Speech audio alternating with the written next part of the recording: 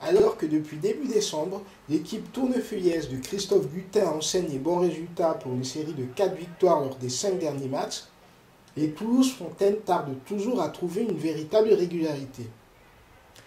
Et si ce match avancé de la 16e journée verra les hostilités entamées par les visiteurs et une tête de Garaudet s'écrasant sur la barre transversale, ce sont les Toulousains qui profiteront d'une mésentente entre Ibanez et son portier Moreira.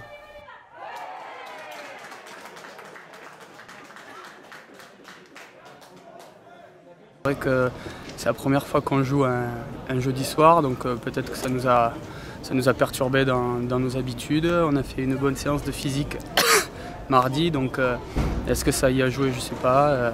Après, il ne faut pas aussi enlever le mérite à Toulouse-Fontaine qui a bien joué son va-tout. Ils ont perdu le week-end dernier, donc ils avaient à cœur de faire une belle performance et ils l'ont fait, donc c'est bien pour eux.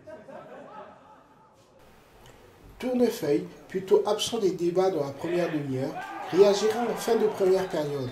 Tout d'abord par un but refusé à Doukani pour un hors-jeu sur un renvoi de Bustin, puis par une tête victorieuse de ce même Doukani.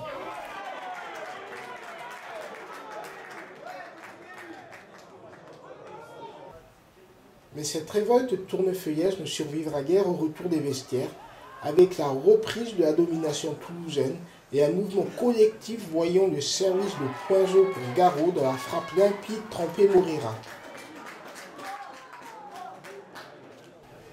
La fin du match se verra de bien trop tardifs soubresauts visiteurs, où Degueil ou Garaudet porteront le danger sur le but adverse, même si les Verts du président Dejean auront eu l'occasion de tuer la partie avant le coup de sifflet final.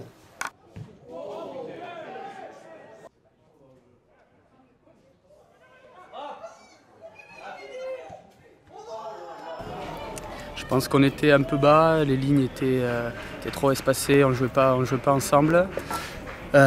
Nos apports latéraux ont peut-être été un peu en dedans, ce qui fait qu'on avait 2 lignes espacées d'une quarantaine de mètres, et ça, avec notre système, c'est compliqué. Bon, c'est pas évident non plus de jouer sur le terrain. Je crois qu'ils ont fait 2-3 matchs successifs ce week-end.